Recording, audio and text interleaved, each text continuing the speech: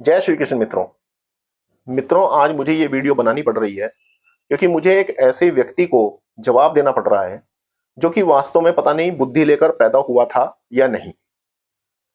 बुद्धि लेकर भी पैदा हुआ था तो हो सकता है कि उसने कुछ पढ़ा ही नहीं है, क्योंकि ना तो वो शास्त्रों के बारे में जानता है ना वो सनातन के बारे में जानता है। बस केवल एक वस्तु के बारे में, एक व्यक्ति के बारे में जानता है और उसी का वो चेला है, वो है संत रामपाल दास। और संत रामपाल दास ने भी भांग खाकर बैठकर बहुत ज्यादा आर्य समाजियों और सत्यार्थ प्रकाश का खंडन किया है, जो कि बेतुका है, जो कि एक कूड़ेदान में डालने के लायक है। और इसी प्रकार मुझे लगता है कि ये भाई साहब भी शराब पीकर या भांग पीकर ही इस वीडियो को बना रहे हैं। तो मैं पहले आपको उनके द्वारा पढ़ी गई भगवत गीता के श्लोक का अर्थ सुनवाता हूं, उसके बाद मैं उनका उत्तर दूंगा। तो आप जरा ध्यान से सुनिए। कोड 17 कोई भी इसको लेके पढ़ सकता है। इसमें देखिए तत्वदर्शी संत रामपाल जी महाराज जी ने क्या दिखाया है। यह गीता अध्याय 17 श्लोक नंबर 5 अर्जुन को बता रहे हैं प्रभु कि हे अर्जुन, जो मनुष्य शास्त्र विधि से रहित केवल मन कल्पित घोर तप को तपते हैं, जो ये तप करते दिखते हैं ना, धूणे लगा लेते हैं और जंगल में भी तपस्या करके दिखाते हैं या कहीं ऊंचे स्थान पे बैठ के तपस्या करते हैं, जिनको इन अंकल जी ने बहुत अच्छे ज्ञानी ध्यानी महात्मा मान रखा है। देखो बिल्कुल, यहां पर मैं इस व्यक्ति की बात से सहमत हूं कि जो मना कल्पित कर्मों को करते हैं और शास्त्र विरुद्ध होकर करते हैं, तो वास्तव में वो अज्ञानी ही है और इस प्रकार का कोई तर्क करना भी नहीं चाहिए, क्योंकि वो बुद्धिहीनों का काम है, वो बुद्धिमानों का काम नहीं है। दूसरा, ये जो अंकल जी को जवाब दे रहे हैं, ये एक अशोक कुमार जी हैं, हरियाणा में, और आर्य समाज से हैं। तो उन्होंने किसी स्थान पर जाकर कुछ बातें इसके संत रामपाल दास के बारे में बोल दी हैं, जिस कारण से ये बेचारे सचिन जी दुखी हो गए हैं और इन्होंने दुख में आकर और द्वेष को रखते हुए इन्होंने इस वीडियो को बनाया है। क्योंकि आगे आपको मैं इनकी त्रुटियां बताऊंगा कि इन्होंने कितनी सारी त्रुटियां अपने बोलने में भी, पढ़ने में भी की हैं। तो आप इन्हें ध्यान से सुने। उनके बारे में क्या बताया है। वे दंभ और अहंकार से युक्त पाखंडी हैं वे, और अहंकार में ही समाया हुआ है। कामना, आसक्ति और बल के अभिमान से भी युक्त हैं। ये संत रामपाल दास जी के बारे में बोल रहे हैं, क्या संज्ञा मेरे कहने के अनुसार। वे क्या करते हैं, वे शरीर रूप से स्थित भूत समुदाय को और अंतःकरण में स्थित परमात्मा को भी क्रश करने वाले हैं। उन अज्ञानियों को तू आसुर स्वभाव वाले जान। बिल्कुल, जो परमात्मा को और शरीर से स्थित भूत को, भूत अर्थात ये जो शरीर है ये पंचभूतों का बना हुआ है, तो जो स्थूल वस्तुएं हैं इन सबको भूत ही बोला जाता है। तो इसमें कोई नई चीज इन्होंने नहीं बताई है।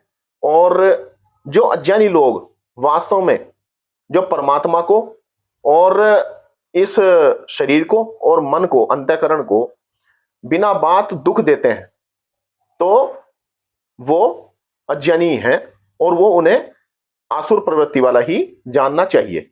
बिल्कुल, ये बात बिल्कुल ठीक है, इसमें कोई गलत नहीं है। लेकिन आगे हम इस वीडियो में देखते हैं, चलते हैं। अब शरीर रूप से स्थित भूत समुदाय क्या होता है, जो संत रामपाल जी महाराज मंत्र देते हैं देवी देवताओं के, वो आपको वो भी दिखाई देते हैं हाथों हाथ। ये देखिए, ये है संत रामपाल जी। अब इन्होंने प्ले स्टोर खोला और उसमें एक संत रामपाल दास जी के द्वारा बनाई हुई एक ऐप डाली हुई है, और उस ऐप में ये अपने कुछ पाखंड दिखाना चाह रहे हैं, क्योंकि वास्तव में ये पाखंडी है। ये पाखंड का विरोध कर रहे हैं और खुद पाखंडी हैं। तो पाखंडी पाखंड का विरोध कैसे कर सकता है?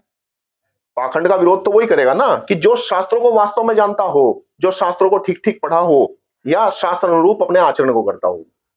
तो आगे मैं आपको दिखाना चाहूंगा कि इन्होंने और क्या क्या बोला है। उन अज्ञानियों को तू आसुर स्वभाव वाले जान, आसुर स्वभाव वाले जान। तो इन अंकल जी को मेरे ख्याल से जवाब मिल गया होगा। ऐसे मुझे लगता नहीं है कि अंकल जी को कोई अब ये कह रहे हैं कि अंकल जी को शायद अध्यात्म की कोई जानकारी नहीं है, तो इन्हें पता नहीं है कि जो आर्य समाज में आया है वो इन पाखंडों को दूर छोड़कर ही आया है। और जो वास्तव में आंख के अंधे और गांठ के पूरे हैं ना, वो किसी के भी पीछे पिछलगू की तरह से चल पड़ते हैं। वो बस ये मानने लगते हैं यही ईश्वर है, जबकि इन्हें पता ही नहीं कि परमात्मा होता कैसा है। अब आगे मैं आपको इनकी वीडियो दिखाता हूँ, थोड़ा वीडियो लंबी रहेगी। इनको तो संत रामपाल जी महाराज जी का ज्ञान अब तक भी समझ में नहीं आया। ये आर्य समाज को सही बता रहे थे, उसका भी जवाब पूरा देंगे। पर इनके एक संत रामपाल दास जी का ज्ञान आर्य समाजियों के समझ ही नहीं आया। क्यों आएगा? क्योंकि बेपेंदी की बातें इन्होंने की हुई हैं, बेबुद्धि की बातें की हुई हैं, पागलपने की सारी बातें हैं। कोई ढंग की बात हो तो समझ में आए। अब सत्याप्रकाश का ये खंडन करेंगे महाराज, इन जिन्होंने आज तक शास्त्रों को देखा तक नहीं है, पढ़ने तो दूर की बात है, वो सत्याप्रकाश का खंडन करेंगे, जिन्हें इतिहास का भी नहीं पता।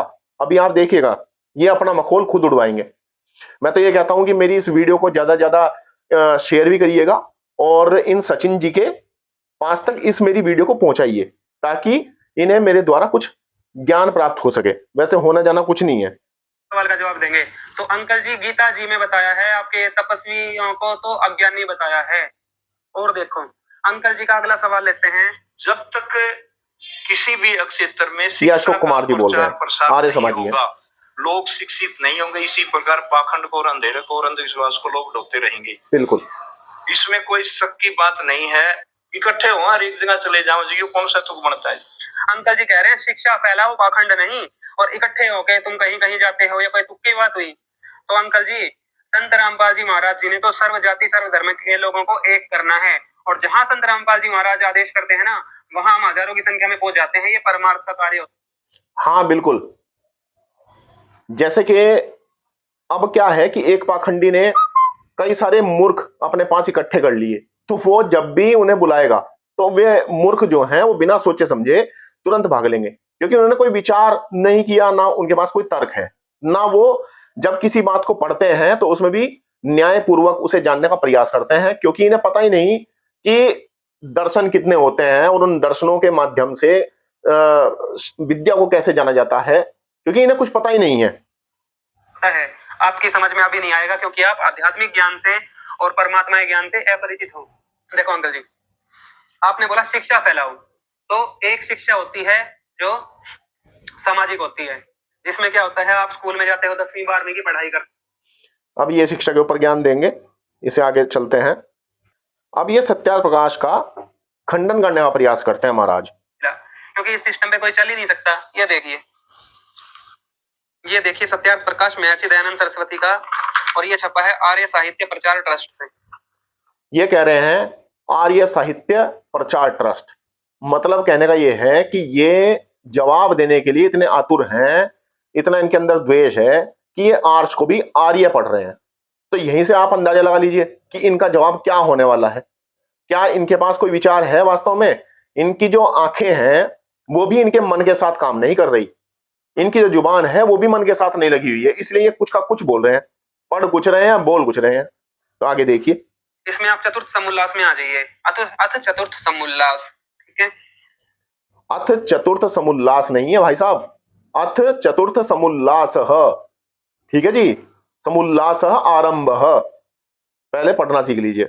पेज नंबर 71 पे हम पढ़ रहे हैं। शादी का सिस्टम देखिए एक बार, आप महर्षि जी ने क्या क्या बताया। यहाँ पे ये कह रहे हैं शादी का सिस्टम, ठीक है जी। शादी जो है वो उर्दू भाषा का शब्द है, और ये पढ़ेंगे सत्याप्रकाश का खंडन करेंगे। यहाँ पर विवाह का सिस्टम बताया गया है, यानी कि विवाह के बारे में बताया गया है, किस प्रकार का विवाह करना चाहिए, ठीक है। ये कह रहे हैं शादी का सिस्टम, तो पहले अपनी जबान को ही संभाल ले, ठीक है नहीं। ये अनपढ़ लोग हैं, पढ़े लिखे नहीं है। नियम, ओहो, शादी किसी की हो ही नहीं पाएगी, ये देखो। अच्छा, शादी किसी की हो ही नहीं पाएगी, शादी पर बड़े बड़े लोम, मतलब जिसके शरीर पे बड़े बड़े बाल हों, उसकी शादी नहीं होनी चाहिए। देखना आया ना, उसका विवाह नहीं होना चाहिए। जिसके शरीर पे बड़े बड़े बाल हों, अथवा बवासीर, शई, दमा, खांसी का भी जिक्र आ रहा है अंकल जी। ये भी देखो कि खांसी तो अभी इनका दिमाग भी हो जाती है, हमें भी हो जाती है, और 100% लोगों को जीवन में खांसी होती है। ये कह रहे हैं शादी नहीं होनी चाहिए इनके तो, क्योंकि ये सब दुर्गुण और रोग विवाह करने वाले के कुल में भी प्रविष्ट हो जाते हैं। इसलिए सबसे पहली बात तो ये है महाराज कि सचिन जी, आपकी बुद्धि पे तो मुझे रोना आ रहा है वास्तव में, कि वो कैसे माता पिता होंगे जिन्होंने आप जैसी संतान को जन्म दिया है। यहां पर जो ऋषि दयानंद ने लिखा है वो मनुस्मृति का मंत्र है, आप पहले ऊपर पढ़ लें और उसका प्रमाण भी दें। ये प्रमाण स्वरूप यहाँ पर मनुस्मृति लिखा है ऋषि दयानंद ने। ऋषि दयानंद ने कोई बात स्वयं से नहीं लिखी, वो सारी सारी जो उन्होंने कई हजार पुस्तकें पढ़ी, उसके बाद वो इसके अंदर सत्याप्रकाश के अंदर उसका निचोड़ लिखा है, लेकिन सप्रमाण लिखा है। उन्होंने कोई बात अपनी तरफ से नहीं लिखी है। वेद का प्रमाण मिलेगा, मनुस्मृति का प्रमाण मिलेगा, दर्शन का प्रमाण मिलेगा, ब्राह्मण ग्रंथों का प्रमाण मिलेगा, लेकिन आपने तो पहली बार सुने होंगे ये नाम, आपको पता ही कहाँ है कुछ, क्योंकि आपने शास्त्र पढ़े नहीं है और चल दिए खंडन करने सत्याग्रह प्रकाश का। तो अब ये कह रहे हैं यहाँ पे कि बड़े बड़े लोम अगर शरीर पे हो तो उससे उस स्त्री से विवाह नहीं करना चाहिए। तो भाई एक काम करो ना, रीछ ले आओ अपने घर में, रीछ नहीं ले आओ, उसके ऊपर तो बहुत बड़े बड़े लोम है, बड़े बड़े बाल होते हैं उसके यहाँ, तो उसके शरीर पर। तो अगर कोई ऐसी स्त्री होगी जिसके शरीर पर बड़े बड़े बाल हों, तो क्या सचिन जी आप भी विवाह करवाओगे? आप अपने पुत्र का विवाह करा लोगे ऐसी लड़की से, ऐसी महिला से? कमाल है। आगे कह रहे हैं कि अथवा बवासीर और क्षयी, दमा, खांसी। अरे तो बवासीर जिसे होगी तो उससे विवाह करोगे क्या? जो जिसे खांसी होगी, दमा होगा, खांसी का अर्थ यहां पर वो नहीं दिया है कि कभी कभी खांसी हो गई, कि भाई कुछ गले में अटक गया तो खांसी आ गई, वो खांसी का मतलब नहीं है यहाँ पे। ये खांसी एक बीमारी है, ठीक है, उसके लिए यहाँ पे मना किया है, दमा की बीमारी के लिए मना किया है, ठीक है नहीं, क्योंकि ये सारे जो रोग हैं, ये सारे रोग फिर आपकी संतान के अंदर आ सकते हैं, ये कहा है। और ये ऋषि दयानंद नहीं कह रहे, ये मनु कह रहे हैं, ठीक है नहीं, जिन्होंने मनुस्मृति लिखी थी। चलिए, उत्तम कुल के लड़के और लड़कियों का आपस में विवाह होना चाहिए, ऐसा नहीं होना चाहिए। कैसा नहीं होना चाहिए? कि फिर देख लो, बड़े बड़े बाल नहीं होने चाहिए। ठीक है अब अंकल जी, इसका मतलब है कि जो लड़की अगर किसी के बड़े बाल हो, किसी के शरीर पे या लड़के के हो, उसकी शादी नहीं होनी चाहिए। आगे देखो, लड़की कैसी होनी चाहिए? भाई साहब आपने खांसी, दमा, बवासीर, इसका तो कोई जवाब ही नहीं दिया, इसका भी तो जवाब देते जाते, इसका कोई जवाब नहीं दिया। क्यों? क्योंकि पता है कि पकड़ा जाएगा यहाँ पे आदमी, ठीक है नहीं, आपने केवल जो है लोम पकड़ लिए, बाल पकड़ लिए। अरे महाराज पहले पूरी बात तो, मतलब पूरा जो आप यहाँ पे विश्लेषण कर रहे हो, आप जब खंडन कर रहे हो तो पूरा ही करो ना, क्योंकि अब अपनी दबान आ जाएगी, और शास्त्र पढ़े नहीं है, सत्याग्रह प्रकाश कभी ध्यान से पढ़ा नहीं है, ये नहीं पता कि इसमें प्रमाण ऋषि दयानंद किसका दे रहे हैं, बस लगे हैं खंडन करने। लड़की कैसी होनी चाहिए? न पीले वर्ण वाली। अब पीले कलर की कौन सी लड़की होती है? पीलिया के रोग वाली, चलो कोई बात नहीं। न अधिक अंगी। तो पीलिया के रोग वाली तो बोल रहे हैं ऋषि दयानंद भी यहाँ पे, पीले वर्ण वाली, तो पीला वर्ण कौन होगा? उसके लीवर में प्रॉब्लम होगी, ठीक है नहीं, तो वही तो पीले वर्ण वाली होगी, उसे तो पीलिया होगा, तो बिल्कुल ठीक मना किया है, इसमें क्या बात होगी? पीले रंग वाली। अरे वर्ण और रंग अलग अलग नहीं होता क्या? वर्ण क्या होता है और रंग क्या होता है?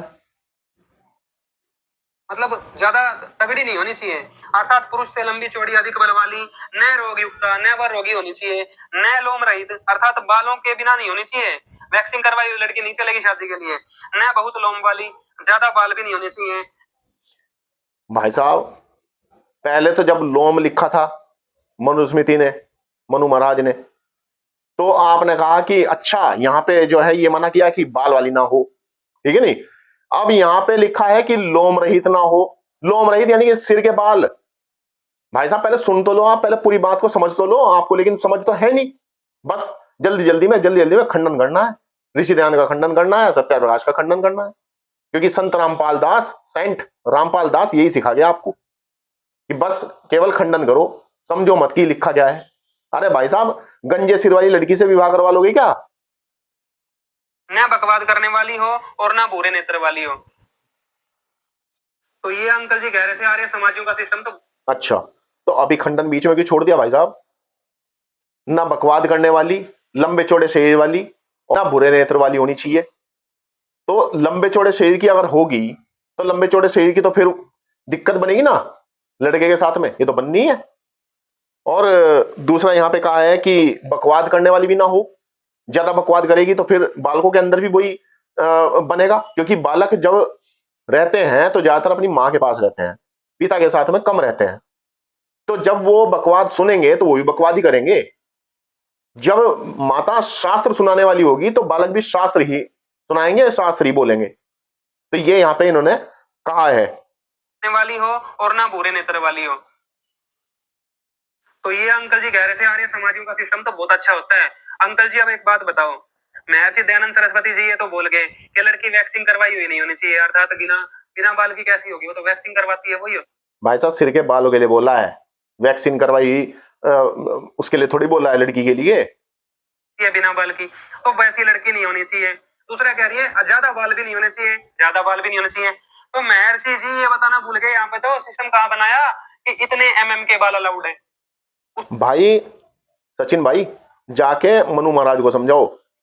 ठीक है, ऋषि दयानंद तो अभी पैदा हुए थे, मनु महाराज का तो समय काफी पहला है, जिन्होंने की मनुस्मृति लिखी थी, और ये सारे श्लोक, ये सारे मंत्र मनुस्मृति के हैं। तो मनु महाराज मनु को बोलो ना आप जाके कि उन्होंने ऐसा क्यों लिख दिया, जो कि आपकी समझ में नहीं आ रहा, क्योंकि आप रहे अनपढ़, आपकी बुद्धि भी जो है वो भी विकसित नहीं हो पाई। दिक्कत यहां है, जब बुद्धि विकसित नहीं हो पाई तो आप फिर आर्य समाज का सिस्टम और ऋषि दयानंद का खंडन, सत्याग्रह प्रकाश का खंडन, ये तुम करने लगे। क्यों? क्योंकि जब कुछ पता ही नहीं है। से बड़े और वो छोटे नहीं चलेंगे, कुछ तो बताते हैं। महर्षि जी ने तो यहाँ कंफ्यूजन में छोड़ दिया। आर्य समाजी जो भी इनको मानेंगे अगर कोई, तो वो शादी करेंगे कैसे? कितने एमएम के बाल होने चाहिए बताना चाहिए था, नहीं है, कोई सिस्टम ही नहीं है। कितने बाल होने चाहिए? दूसरा ये इसमें कह रहे हैं भूरे नेत्र वाले नहीं होने चाहिए। कई देशों में तो लोग इतने गोरे कलर के जो होते हैं, अंग्रेजों वगैरह में, आप देखो वहां पे भूरे कलर की मतलब कैरी आंखें होती हैं। तो अरे महाराज, भूरे नेत्र जो होते हैं वो थोड़ा सा अजीब लगते हैं देखने में, ठीक है नहीं, इसलिए यहां पे कहा गया है, नहीं तो मना ही कहीं नहीं है कि करना ही नहीं चाहिए। ऐसा कब कहा कि बिल्कुल करना ही नहीं चाहिए? जब नहीं कुछ मिलेगा तो करो, फिर तो करना ही पड़ेगा। और दूसरे देशों की बात तुम कर रहे हो कि दूसरे देशों में ऐसा है, दूसरे देशों में वैसा है, तो जाकर भाई वहां पे देखो कि वहां पर संस्कारों की कितनी हालत खराब है। क्या संस्कार है वहां? वहां कुछ पता है? विवाह वहां पर चल जाए तो बहुत बड़ी बात है, विवाह बाद में होता है, तलाक पहले हो जाते हैं।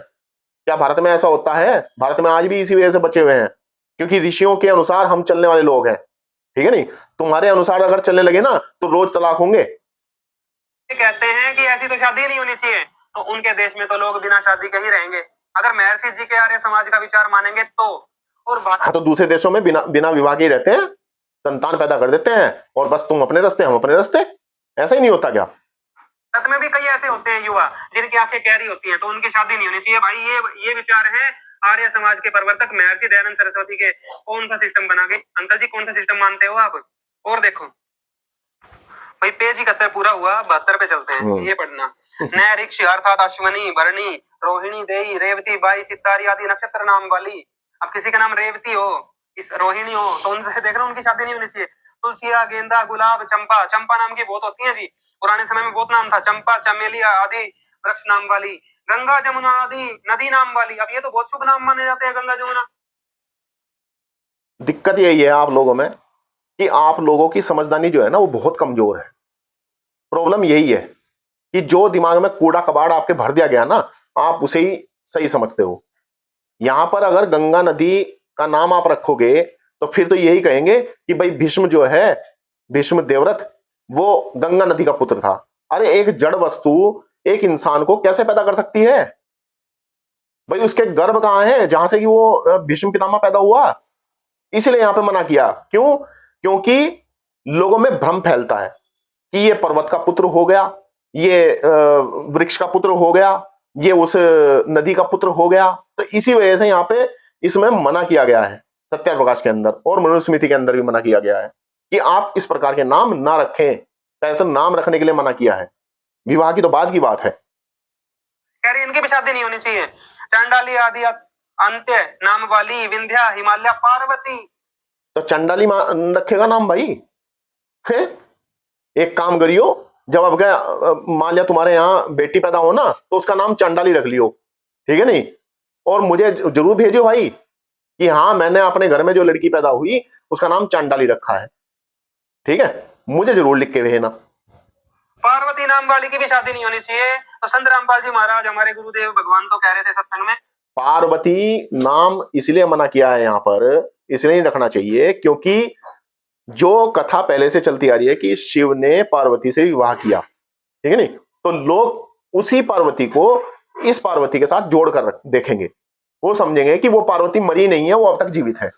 ऐसे ही जैसे कि शंकराचार्य एक पदवी है, आज जो भी उस पर बैठता है उसका नाम शंकराचार्य हो जाता है, ठीक है नहीं। तो अब लोग क्या समझते हैं कि ये वही शंकराचार्य हैं जो कि आदि गुरु शंकराचार्य थे। तो इसलिए यहां पर इस चीज के लिए मना की गई है कि भाई महर्षि जी के अनुसार तो शिव जी भगवान से भी गलती हो रखी है, वो भी नियम पे नहीं चले, क्यों पार्वती नाम की लड़की से शादी करी। पर्वत नाम वाली, कोकिला, मैना आदि पक्षी नाम वाली, नागी, भुजंगा आदि सर्प नाम वाली, माधो दासी, मीरा दासी। अब देखो मीरा बाई, मीरा बाई इतनी बड़ी भगत हुई है, ये कह रहे हैं कि ऐसी लड़की, ऐसे नाम वाली को शादी नहीं होनी चाहिए। आज भाई मीरा बाई भगतनी हुई या नहीं हुई, ठीक है नहीं, इसका कोई तुम्हारे पास इतिहास हो तो मुझे भेज देना।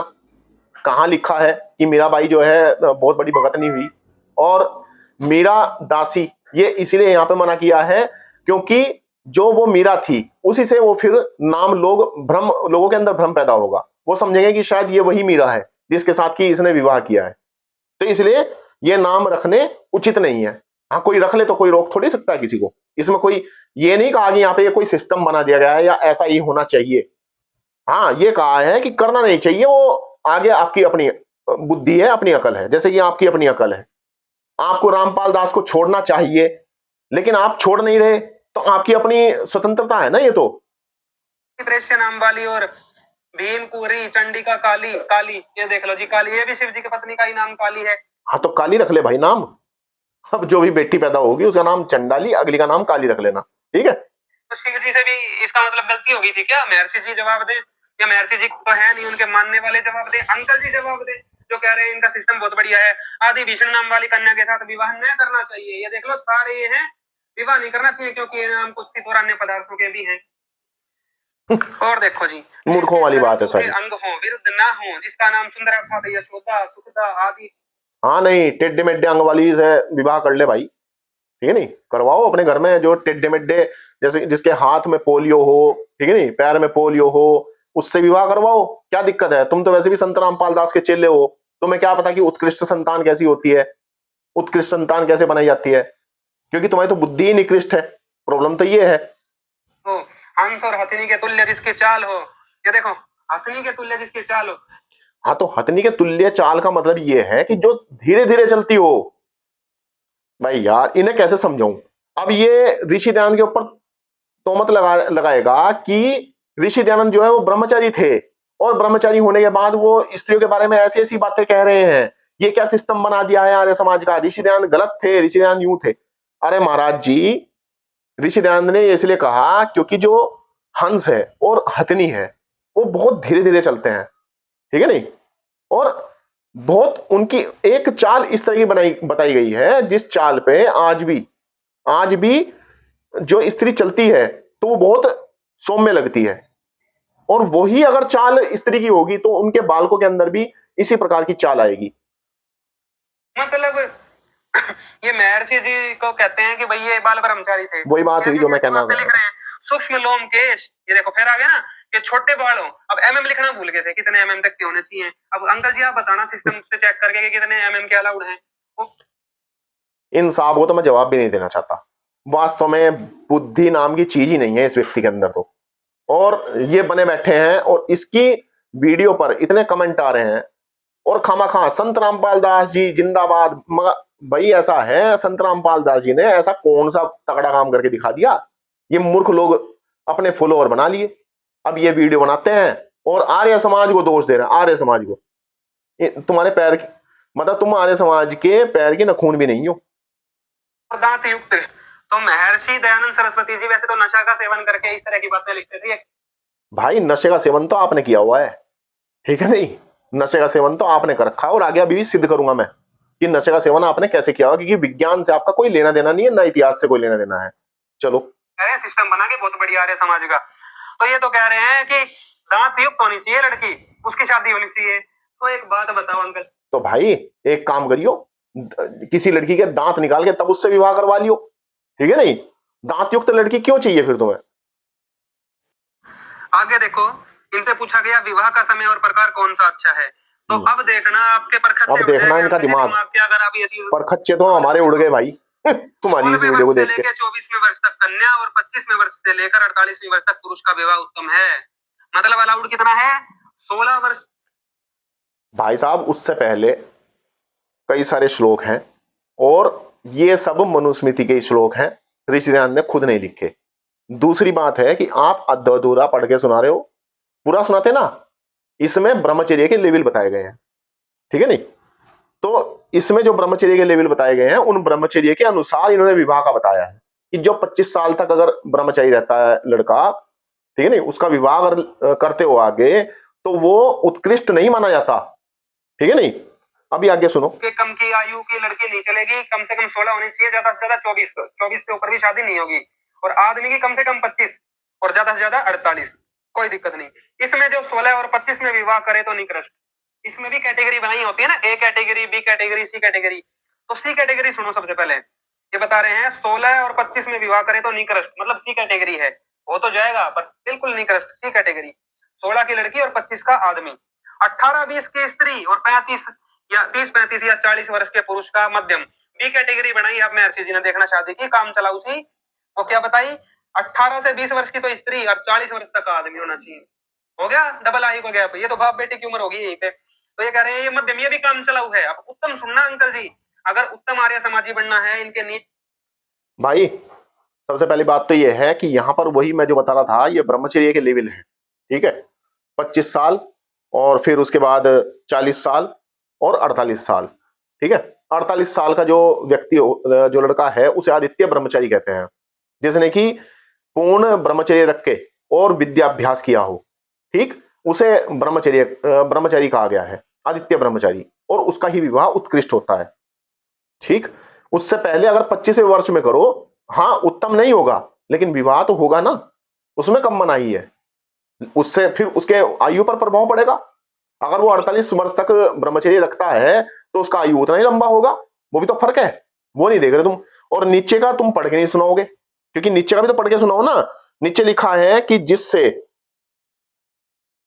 जिस देश में इसी प्रकार विवाह की विधि श्रेष्ठ और ब्रह्मचर्य विद्याभ्यास अधिक होता है, वह देश सुख, और जिस देश में ब्रह्मचर्य विद्या ग्रहण रहित बाल्यावस्था और अयोग्यों का विवाह होता है, वह देश दुख में डूब जाता है। जैसे कि तुम डूबे हुए हो, ठीक है नहीं। तुम्हारे माता पिता का ब्रह्मचर्य कैसा था, वो तुम्हारी बुद्धि से पता लग रहा है कि तुम्हारे अंदर कितनी बुद्धि है, ठीक। तो तुम जैसे ही बालक उत्पन्न होंगे फिर निकृष्ट, क्योंकि ब्रह्मचर्य विद्या के ग्रहण पूर्वक विवाह के सुधार ही से स्वयं बातों का सुधार और बिगड़ने से बिगाड़ हो जाता है। जो बात मैं बोल रहा था कि अगर निकृष्ट ब्रह्मचर्य होगा तो निकृष्ट ही संतान होगी, बिगाड़ अवश्य आएगा। जैसे कि तुम्हारी बुद्धि में बिगाड़ आ चुका है इस संत रामपाल दास के पीछे लग के, ठीक है नहीं। अगर ऋषिध्यान क्या, ये मनुस्मृति का श्लोक है, ठीक है नहीं, ये मनुस्मृति का श्लोक है, और ऋषिध्यान ने मनुस्मृति का जो श्लोक है वो जुगातू उसका अर्थ यहां पर किया हुआ है। उन्होंने अपनी तरफ से कुछ ही लिखा हुआ। जो आप ऋषिध्यान को दोष दे रहे हो, आप कह रहे हो आर्य समाज। आर्य समाज आज से नहीं है, ठीक है नहीं। आर्य तो पहले से ही है। रामायण उठाओ, महाभारत उठाओ, उसके अंदर आर्य शब्द आता है, ठीक है नहीं। रामपाल दास का कोई नाम नहीं आता उसके अंदर, जो तुम इसमें खमखा के अनर्गल बातें कर रहे हो। पे चलना है महर्षि जी के, तो क्या करना पड़ेगा, 24 वर्ष की स्त्री और 48 वर्ष के पुरुष का विवाह ही उत्तम है। ये है ए कैटेगरी। एक बार दिखा तो दे अंकल जी क्या सिस्टम है, अंकल जी को दिखाइए अशोक ये वीडियो। क्या अंकल जी आपका सिस्टम तो समझ में नहीं आ रहा। अंकल जी का सिस्टम क्या बताएं, अंकल जी ने तो सिस्टम बता रखा है, लेकिन आपके ये सिस्टम समझ ही नहीं आ रहा। क्यों? क्योंकि ब्रह्मचर्य रहना इतना आसान बात नहीं है बाबू जी, ठीक है नहीं। आपके रामपाल दास जी कभी ब्रह्मचर्य का नाम ही नहीं सुन पाए, बा ही नहीं सुना उन्होंने, तो ब्रह्मचर्य क्या रखेंगे। और आपको भी नहीं पता, तो इसलिए आपने नीचे की लाइन तो खाली 4-5 लाइन और ऊपर ऊपर की पढ़ दी। तो भैया शर्म करो, सत्य तो बोलो। तब आप सत्य बोलोगे तभी सत्य लोगों के बीच में जाएगा। दूसरों को ईर्ष्या द्वेष वाला कहने से पहले आप अपने आप को देखो कि आप ईर्ष्या द्वेष में हो, आप गलत सलत पढ़ रहे हो, गलत सलत बता रहे हो, ठीक है नहीं। आपकी इस वीडियो का कोई औचित्य नहीं है, ये खामखा की वीडियो है। पूछिए एक बार ये सवाल भी जाके, कौन सा आर्य समाज का सिस्टम है भाई जो समाज में लागू हो सकता है, और दिखा देते हैं आपको इनका सिस्टम। दिखाओ। अंकल जी ये देख लेना, अगर आप आर्य समाज के सिस्टम को उत्तम मानते हो या आप आर्य समाज को फॉलो करते हो, तो आपको अपनी शादी साबित करनी पड़ेगी कि आपने 48 साल में की है। और जब आपके बच्चे की शादी हुई, इसमें किसी ने कहा तो है नहीं आपसे कि हाँ सब 48 वर्ष में ही विवाह करेंगे। सबकी अपनी अपनी बुद्धि का लेवल है, सबके अपने अपने पुरुषार्थ हैं। कोई 25 तक ही ब्रह्मचारी रह सकता है, कोई 40 तक रह सकता है, कोई 48 तक रह सकता है, वो अपने अपने तप के ऊपर है। ये कोई जबरदस्ती है कि आप जो है सबको ही 48 साल की उसमें लेके जाओगे। ठीक है, वो मनु महाराज ने उसके अंदर लिख दिया, लेकिन क्या वो लागू हो रहा है? क्या आपको लगता है कि आज समाज में लागू हो सकता है ये सब चीजें? आप पहले खुद को देखो, दूसरे के ऊपर तब सवाल उठाना। मान लो 2 साल की उम्र में कोई 48 साल का आदमी ब्याह करता है और 2-1 साल पुत्र पैदा होने में लग भी जाए, तो फिर कब होगा उसके पुत्र का विवाह? जब वो 98 साल का हो लेगा। तो महाराज इतिहास में जाओ, महाभारत के युद्ध में जो श्री कृष्ण थे, श्री कृष्ण की क्या आयु समझते हो? लगभग लगभग 75 वर्ष थी युद्ध में। तुम तो अभी मुझे टीबी के मरीज लग रहे हो, ठीक है नहीं? तुम्हारी अगर शक्ल मैं इन्हें दिखा दूं लोगों को तो दिख जाएगा कि तुम कितनी आयु के लग रहे हो। और 75 साल की उम्र में श्री कृष्ण युवा दिखते थे, ठीक है नहीं? तो यही तो यहां पर बता रहे हैं कि 48 वर्ष तक अगर आदित्य ब्रह्मचारी रहोगे, अगर ब्रह्मचर्य रखोगे तो तुम खुद युवा रहोगे। और जब तुम युवा रहोगे तो तुम्हारा पुत्र भले ही चाहे 48 साल के बाद पैदा हो, ठीक है नहीं, तो उसके सामने वो भी युवा दिखाई देगा, तुम भी युवा दिखाई दोगे। आयु बढ़ेगी, घटेगी थोड़ी। लेकिन क्या करें, नसीब वही आपको शास्त्र पढ़ने को नहीं मिले, आपने कभी देखे नहीं, संत रामपाल दास मिल गया, आपको मूर्ख बना दिया और आप मूर्ख बन गए। क्यों? क्योंकि बुद्धि निकृष्ट थी। क्यों? क्योंकि माता पिता जो हैं उनका विवाह 20-22 साल की आयु में हो गया होगा, ठीक है नहीं? उत्तम ब्रह्मचर्य नहीं रहा, जिस कारण आपकी जो बुद्धि है वो दब गई, मूर्ख पैदा हो गए आप उनके यहाँ। मतलब अंकल जी, आर्य समाज का कोई भी व्यक्ति, या कहूंगा बहुत ही 1% व्यक्ति ही, देखना नियम पे चलते हैं, हम नशा नहीं करते। ये महर्षि जी नशे में जो कुछ लिख गए उस पर कोई चल तो नहीं रहा। महर्षि जी नशे में नहीं लिख गए महाराज, आप नशे में बैठे हो, आपने भांग का नशा किया हुआ है और मुझे लग रहा है डोडा चढ़ा लिया होगा आपने शायद है ना? ये डोडा चढ़ाकर आप आज वीडियो बना रहे हो और वो भी सत्याग्रह प्रकाश का खंडन कर रहे हो। अरे महाराज, तो आर्य समाज रहा कहां? कोई आर्य समाज ही है ही नहीं, मुझे आज तक एक आदमी नहीं मिल लिया अंकल जी। तुम्हें मिलेगा भी नहीं कोई आर्य समाजी, ठीक है नहीं? क्योंकि तुम जैसे बैठे नहीं किसी आर्य समाजी के सामने। मेरे साथ बैठो, मैं सिखाता हूं तुम्हें कि क्या होता है ब्रह्मचर्य और क्या होता है आचरण, ठीक है नहीं? तब आपको पता लगेगा कि वास्तव में ये आर्य समाजी हैं। तुम्हारी औकात तो है नहीं हमारे सामने आने की। और मैं खंडन कर रहा हूं अभी तो। अगर मैं कह रहा हूं कि मेरे से ऊपर के लेवल के विद्वान बैठ गए और उन्होंने, तुम कुछ बोल नहीं पाओगे, बस ये समझ लो। अच्छा है। और ये देख लो, चतुर्थ समूलासी चल रहा है, पेज नंबर आ गया। आप महर्षि जी ने शॉर्ट में लेके चलेंगे तो ये कह रहे हैं नियोग करके संतान उत्पत्ति कर ले। भाई जो ब्रह्मचर्य न रख सके तो नियोग करके संतान उत्पत्ति कर ले। अब ये संतान, हाँ तो क्यों नहीं? नियोग करके संतान उत्पन्न करने में क्या दिक्कत है? अच्छा एक बात बताओ, आज IUI IVF सेंटर है, ठीक है नहीं, जिनके यहाँ संतान नहीं होती, क्या वहां पर जाकर वो गर्भ धारण नहीं करवाते हैं? क्या ऐसा नहीं होता? वहां तो पता भी नहीं होता कि वो संतान किसकी है, किस डकैत की है, किस निकृष्ट व्यक्ति की है, वहां तो पता ही नहीं होता था। लेकिन यहाँ पर जो ऋषिदान ने, या ऋषिदान कह रहा हूं मैं, कि मनुस्मृति, मनु महाराज ने जो कहा है, मनु महाराज ने कहा उस उत्तम पुरुष के लिए है कि जो नियोग के लायक हो। हर एक से नियोग करने के लिए नहीं कहा, ठीक है नहीं? पहले पढ़ लिया करो पूरी बात, या जहां जहां तुमने नीले पेन से टिक किया हुआ है उसे तुम पढ़ रहे हो, बस केवल पूरा पढ़ो, उसके बाद समझो और तब बोलो, ठीक है नहीं? तुम समझ नहीं रहे, पढ़ नहीं रहे, बस केवल बोल रहे हो, ठीक है नहीं? उत्पत्ति किस प्रकार करनी है वो देख लो।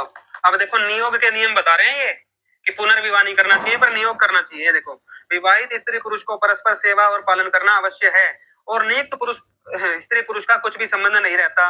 विवाहित स्त्री पुरुष का संबंध मरण पर्यंत रहता है। भाई जो शादी करके लाते हैं वो तो मरने तक साथ रहते हैं। नियुक्त स्त्री पुरुष का कार्य के पश्चात छूट जाता है। ये देख लो जी, जैसे गांव में एक भैंस और जोटे का होता है ना, भैंस को नए दूध करवाते हैं गांव के जोटे से। कह रहे हैं इस प्रकार से पशुवत व्यवहार आदमियों में भी होना चाहिए, ऐसे संतान उत्पत्ति करनी चाहिए विधवा को। ये कह रहे हैं विवाह और नियोग के नियम एक से है या पृथक पृथक? कह रहे हैं नियुक्त स्त्री और पुरुष। तो महाराज ये कौन से समाज के लिए लिखा गया है? ये सर्वोत्कृष्ट समाज के लिए लिखा गया है, ये तुम जैसे भेड़ के लिए नहीं लिखा गया, ठीक है नहीं? रामपाल दास तो तुम्हारा गडरिया है और तुम उसकी भेड़ हो, इससे ज्यादा कुछ नहीं हो, ठीक है नहीं? तुम्हारे बीच में ये नियम चलेगा ही नहीं। क्यों? क्योंकि तुम्हारे दिमाग में केवल अश्लीलता भरी हुई है, गंदगी भरी हुई है। पहले वो गंदगी निकालो, उसके बाद इसे सत्याग्रह प्रकाश को पढ़ो, तब तुम्हारी समझ में आएगी, ठीक है नहीं?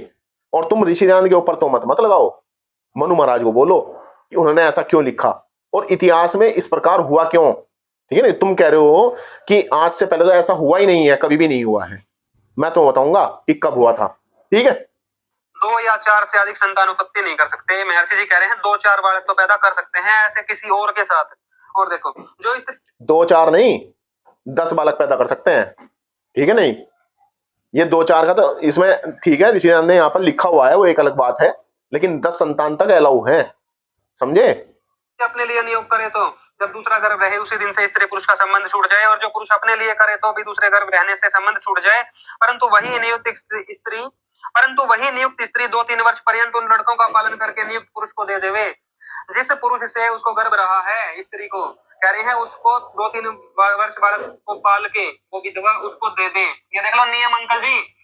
हाँ तो बिल्कुल, वो स्त्री अपने पास रख के क्या करेगी उस संतान को? भाई वो उन्होंने अपना वंश चलाने के लिए उस संतान को उससे लिया है, तो बिल्कुल वो जब उत्पन्न कर देगी उसे तो वो अपना उसके पिता को वापस कर दे, उसमें क्या हो गया? क्या आप अपने घर में फॉलो करवा सकते हो या कोई और आदमी कर सकता है? बिल्कुल भी नहीं, सभ्य समाज। अरे भाई हो रहा है फॉलो, आज भी तो IUI IVF चल नहीं रहा क्या है? होता नहीं है? नहीं होता तो मुझे सिद्ध कर दो कि नहीं होता, ठीक है? नहीं, जिनके यहाँ संतान आज पैदा नहीं होती, क्या वो डॉक्टर के पास नहीं जाते? क्या वो परख नली के अंदर बालक नहीं रखवाते? क्या वो दूसरे का जो सीमन है उसे लेकर नहीं यूज करते? क्या करते नहीं क्या? तो इस बात को कैसे कह रहे हो कि नहीं होता है? क्यों नहीं होता है? अब महर्षि जी इसके फायदे गिनवा रहे हैं। कह रहे जैसे दूसरे की कन्या का दूसरे के कुमार के साथ शास्त्रोक्त विधि पूर्वक विवाह होने पर समागम में व्यभिचार या पाप लज्जा नहीं होती, भाई विवाह में भी तो नहीं होती, ऐसे ही नियोग में भी व्यभिचार पाप लज्जा नहीं माननी चाहिए।